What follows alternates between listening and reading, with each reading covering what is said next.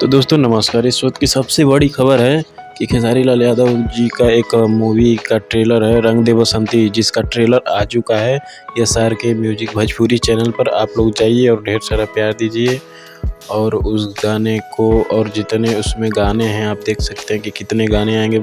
अच्छे अच्छे गाने भी हैं उस ट्रेलर में और धीरे धीरे सभी गाने को रिलीज़ किए जाएंगे। तब तक जाइए ट्रेलर को देखिए। रंग दे बसंती ऑफिशियल ट्रेलर खेसारी लाल यादव जी का है और बहुत ही अच्छा सीन शूट किया गया है। और दोस्तों मैं आप लोग को बता दूं कि इसमें सबसे बड़ी खासियत बात ये है कि खेसारी लाल यादव जी बहुत मतलब एक तरह से देशभक्ति वाला काम करते हैं और देशद्रोहियों को धूल चटाते हैं। और सबसे बड़ी बात ये है कि दोस्तों खेसारी लाल यादव जी का काजल राघवानी के साथ जो होली का सॉन्ग आना था उसका कल पोस्टर रिलीज़ किया जाएगा।